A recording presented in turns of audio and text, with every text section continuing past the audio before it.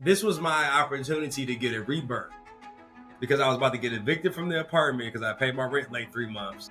I was about to. They was going through this big audit at the school. I didn't know where the fuck everything was at, and everything was moved everywhere. My friends was living in my apartment. I'm like, what do y'all want? And we try to do this deal over here. And I was like, everybody trying to beat me. Everybody wants something from me. I said, fuck this. I know somewhere I can go. Y'all can't touch me at all. Work? Jail. Oh.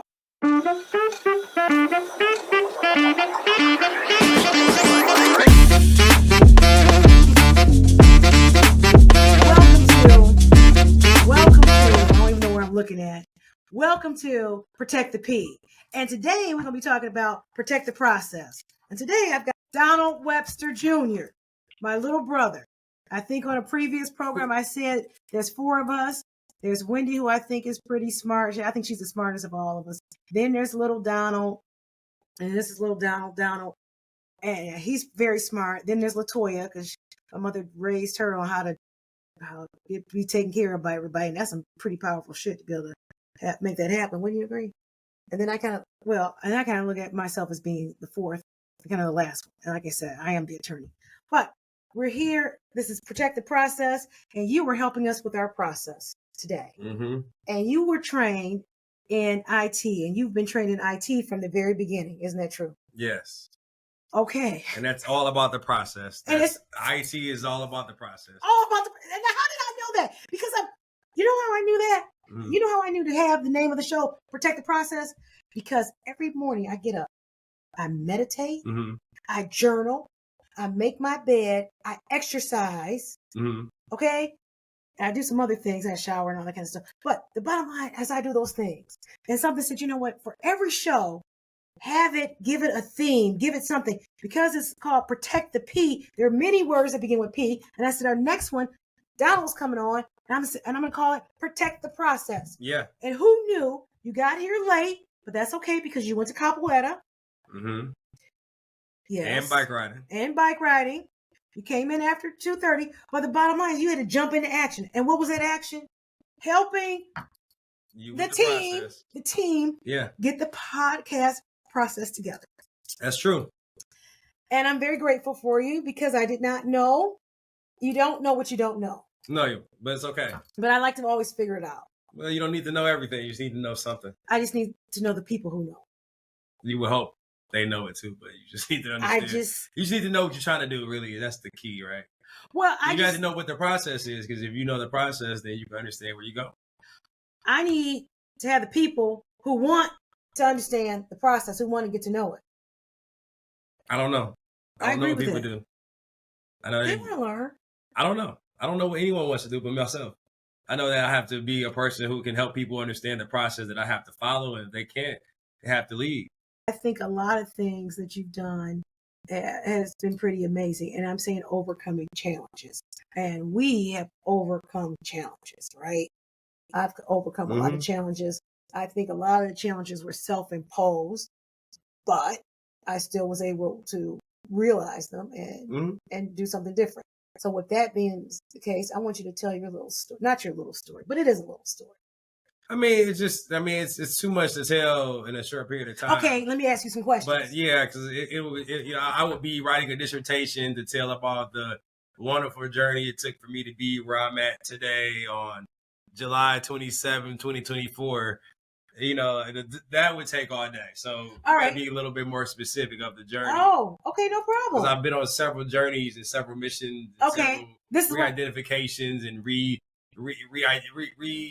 rejuvenations, rebirths.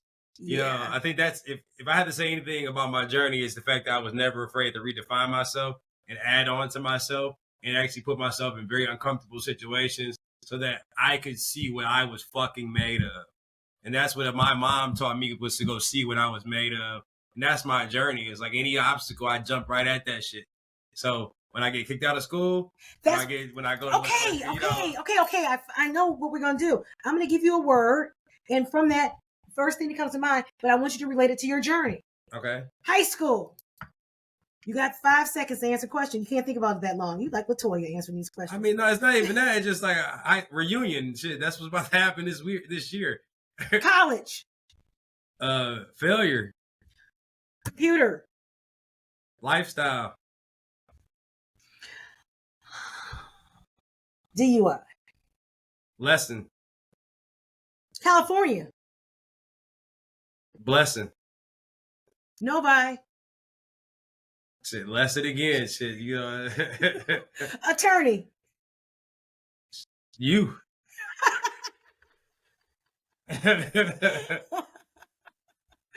All right. Now keep in mind, you're going to answer these questions, but this is going towards explaining your journey. Yeah, that's fine. Mr. Lilly. Mentor. Daddy. Father. Mommy. Goddess. Oh, she was a good lady. She was my protector, but it's okay. We had a relationship where it was like, you know, we get switched over. She protected me, you know, then I had to become a protector of her. You know, I was her ride or die. That's what it was. We was together a lot. Yeah. You know what I'm saying? So it was just different. If there was anything you could do differently with mommy, what would you do? Nothing really. I would have kept it the same. I would have too. I really would have too. Yeah. And I think that's just the way she raised us, right? She raised us. So tell me a tough lesson she made you learn. Oh, well, she kicked me out of the house. Oh, she did that to all of us. And like, this is like the first time where, you know, I went to college and she like, you know, I moved myself out. You know, she didn't help me at all. I had to pack all my stuff up. But when she put me out the house, she packed all of my shit up for me, threw it down the stairs. She helped me get out the house. She said, "You got a house to live in, get out of here." And I think it was I didn't take the trash out or something. And she was like, "Get out! Get out! Get out! Get out!" And I was like, "Oh shit. This is the last time a woman ever gonna kick me out of a house." and I live by that. Like, that's the last time I'm ever gonna be kicked out of a house in my life. And that was it. And that was the lesson that she taught me, was to go make my life and go make it the way I want it to be. So I had to go start from where I was at. And I bought these houses, and I owned a house in Highland Park. And I just, you know, I kind of was homeless because I didn't want to live there, because I just didn't want to admit defeat, because I just got the DUI, lost every single thing I knew from the apartment downtown, had to redefine all myself. I'm at the peak of my business. I'm at the peak of my career. And then bam, everything gets pretty much stripped away. And I got to go to jail for a month. Was that with me? Yeah. That's right, because you didn't want to do the... Yeah, the tablet. So at the end of the whole month sentence, 4 days left, I was just like, I don't want to do this no more. I was on probation for 2 years, and I just quit everything. I actually... No, that's when it was like, listen... I violated my probation 14 times, 20 times. He ain't for probation. Just let him go to jail. Like, I just didn't want to do it anymore. Like, I just was sick of this shit. And it was more so like I didn't get no, like, I just was done. I guess this was a time where I got one of those rebirths, right? I just was fed up with everything. I had taken care of everybody, taking care of my friend, taking care of Ma, taking care of the house, taking care of the job, taking care of all this shit. And then nobody was taking care of me. How old were you? I mean, you're still young. You're in your 20s. I was 25, but I wasn't taking care of myself. So that means nobody was taking care of me if I wasn't taking care of myself. That's very true. And that was the lesson that I learned. So when I was able to go and say, fuck this probation, fuck these AA meetings, and, you know, just fuck this, I just was like, let me go get locked up and then end all of this stuff. Because it wasn't like I finished probation and get off my record. Right. So it was just like, you know, just fuck with me. This was my opportunity to get a rebirth, because I was about to get evicted from the apartment because I paid my rent late 3 months. They was going through this big audit at the school. I didn't know where the fuck everything was at, and everything was moved everywhere. My friends was living in my apartment. I'm like, what do y'all want? And we try to do this deal over here. And I was like, everybody trying to be me. Everybody wants something from me. I said, fuck this. I know somewhere I can go. Y'all can't touch me at all. Jail. Oh, see, that's funny. That's funny that you took that as your break. And you talk about your rebirth. I think it's important that sometimes we all have to go through our rebirth. Yeah. Because I've gone through, it's to the point where I'll tell you something. I have no problem letting things go. Right. I have no problem. I just got back in town. I took clothes with me, and I was like, okay, I gotta drop weight. And I had no problem leaving certain things. Like, well, I'm done. And I had to learn that very early on, right? Very early on. I had to just let some things go. And I've had to learn a lot of lessons. And I remember once, I've done a lot of dumb shit. And one of the dumb things that I did, and this is as a grown woman, grown woman, married, I wanted to see if the man I was married to, if he loved me or cared for me. And I know I was probably coming off, I was drinking a lot, and this was just some drunk shit. So he's standing there, and I was like, "Do you even love me? What's going on with you?" And I take these pills, and I take them, and this motherfucker just stood there. He stood there, and I was like, "What the fuck? He wants to see me dead." So then I go and I throw them all out. I throw them all up. I throw them up, and then for whatever reason, I didn't have any food on my stomach. Something might have. I don't know what happened. I know I'm sick. I'm sick, and that little stunt. And I told him, before he was taking me to the hospital, I said, "No, just get me some charcoal. Just get me some charcoal." And I said, "Just go to the grocery store and get me a bag of charcoal, and I'll take some charcoal." Regular, like, briquettes, right? He's like, "I'm not doing it. You're going to the hospital." Go to the hospital. Anyways, that stunt cost me 4 days in a freaking psych ward. And the first night, I was there, and I just looked around, and I just stayed in the bed. I said, "Shit." Okay. The next day, I started to write. I said, "Okay, what do I want to accomplish?" Because maybe I got some time where I can just sit back and chill and just figure out. That third day, I was like, "How the fuck do you get out of here now?" Somebody said, "We do the puzzles and participate in group." I was like, "Here I go. Puzzles in group." Right. Now, why do I tell this story? Because I had a bill as a result of that. I subsequently paid the bill when I got out. Everything was fine. I found myself on a cruise ship to Japan. And my daughter's with me. And I'm sitting on this level of the cruise ship, and I'm doing a puzzle. My daughter's over there playing ping pong. I've got a drink in my hand, and I was like, "Yeah, this is the new improved psych ward." Because what I'm doing my activities. I had my medicine. My daughter was safe. I got to relax, and I just needed time away and not to talk to anybody. And and that's why I take vacations, because it's so important to me. So you had to do it. You said, "Hey, I was in jail." Okay, I saw the psych where I was like, "Oh," and then I can tell. Sometimes I have to tell people, like, "Look, I had to sit down." I don't necessarily want to tell them where I had to sit down, but it's still some type of confinement. Yeah. Now, what I knew I didn't want to be sitting in there having to go to court. And they say, "Oh, everything was fine," because guess what? On that day, everything was not freaking fine. Right. Something was fucked up, because here I am trying to do some dumb shit for somebody who, at the end of the day, was all about my damn ego. That's what I found. So every time I've gotten into some type of situation, when I look back on it, it was all about my ego. I was mad about that marriage, but that was the best thing he could have done for me, was to let me go. Do you see what I'm saying? To divorce me, because I wouldn't have divorced, right? Right. Mom and Daddy stayed married. It's still married, right? It's still until she passed away. I would have stayed with it. But that was the best thing he could have done. But my ego was like, "How dare you? How dare you? Don't you know?" Well, ain't nobody going to be where they don't want to be at. Exactly. Can't force them. So you talked about your rebirth. That was one of my rebirths, okay? And every time I go on a vacation or go out of town, it's a rebirth. Because I swear to God, we just got back from Iceland, and that was a freaking rebirth. We went into Sky Lagoon. I can talk about that later. Give me another rebirth. Right. Well, I mean, that couldn't have been the changing. Well, that changed the tide. Well, it's not even about having to change the tide. It's just that I've always been the same person.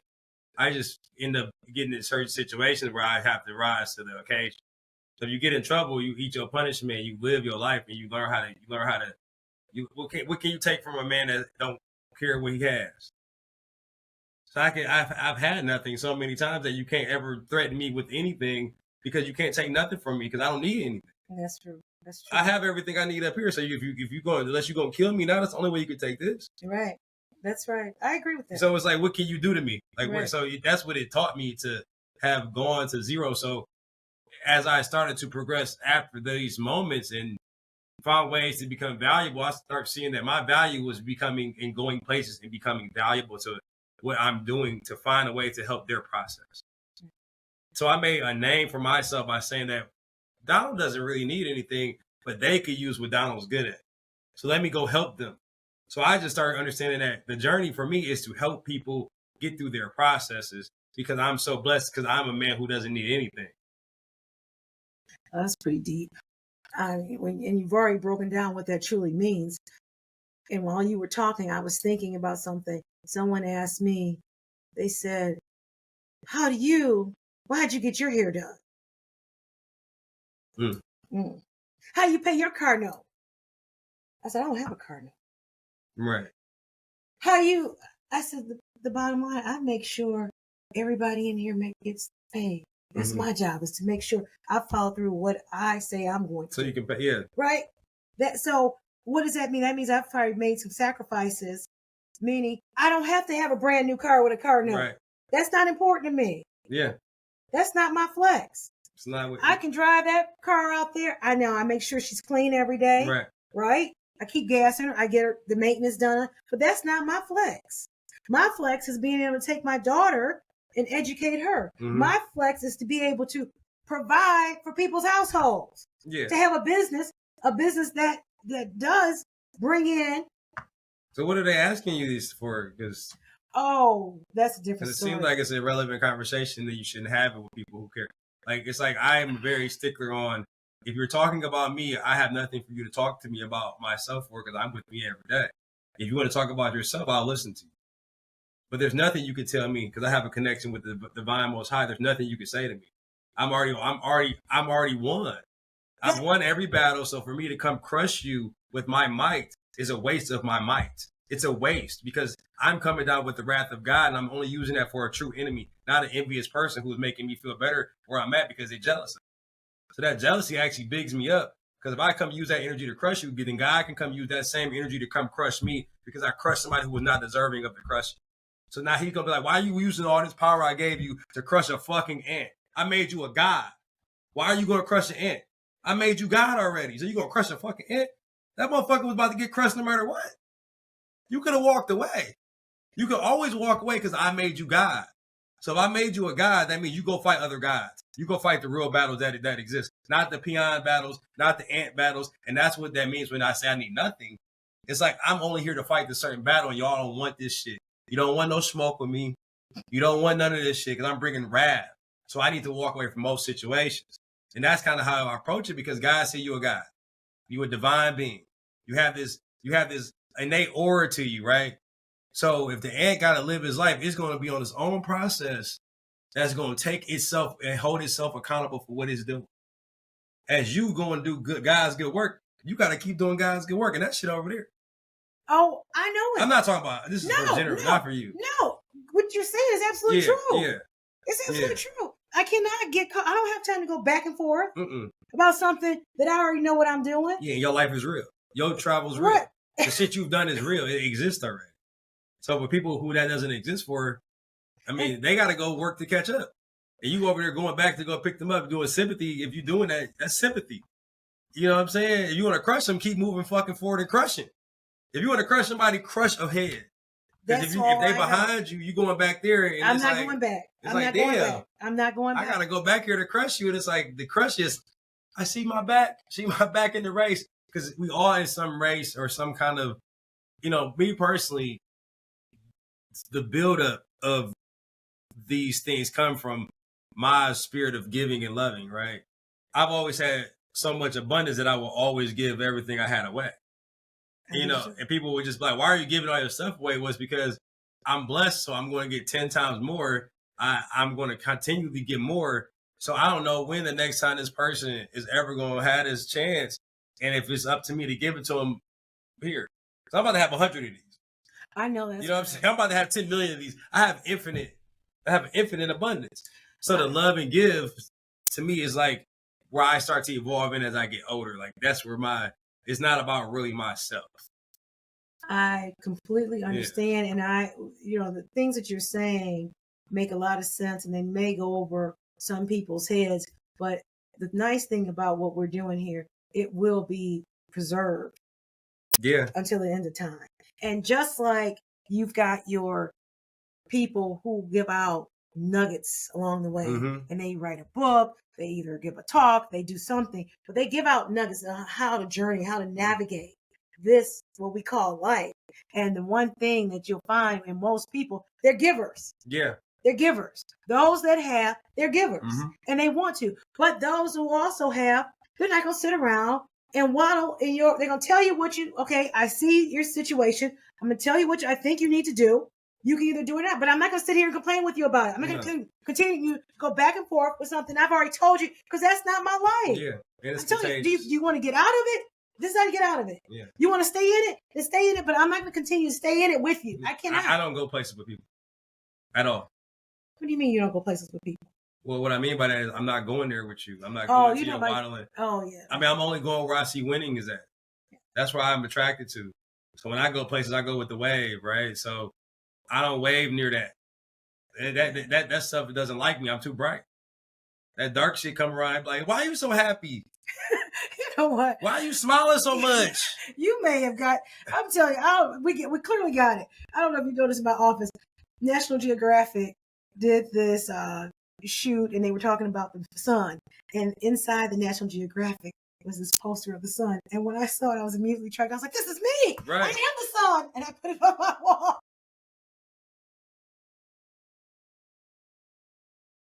Because I have a picture of the sun, because I'm so bright, I could kill you. Yeah. But I also bring life. You make life from being light. I do. It's wonderful. Life has dichotomies, and it's two sides to everything. You know, it's like if you want to protect your peace or protect your process or protect whatever P words you talk about. Just protect it. You got to just be a protected person. And honestly, holding ourselves accountable, not just for our actions, but for what we could do more of. Yeah. You think about it, like, particularly, I binge watch TV, but I don't regularly watch anything. And what I mean by binge watching is I sacrifice sleep to watch the show. Do you? So I watch it in the middle of the night and I binge it, all of it. Like what? What's the last thing you've binged? I just watched Suits. So I did watch 3.5, 4 seasons of Suits. I'm about done watching it. But, I am such an adaptive person. I start taking on personalities of characters in these shows. So it's dangerous for me to watch drug movies. Because then I want to go fucking move keys and do all type of stuff and talk gangster. And it's like, I got to stop. That people they want a lifestyle they don't understand the cost. So yeah, they want to be Franklin Saint. Because they want that lifestyle that they don't understand the cost. See, they judge people off old money that's getting stuff inherited down to them for generations. And they saying, I should live like that. So they try to do a fast way to get like that. So they want what Franklin Saint thought that he wanted. But the way they went to go get it was they thought they can get out. They thought they could do it differently. I don't think you can get out of it unless you change your mentality. I heard about the whole stories with the Chapo or whatever his name was. I mean, he got eventually. I think that right now it's just not the technology makes it harder to play the game. That game, yeah, for sure. Well, I'm not interested in that game because I don't want to play that cost for that game.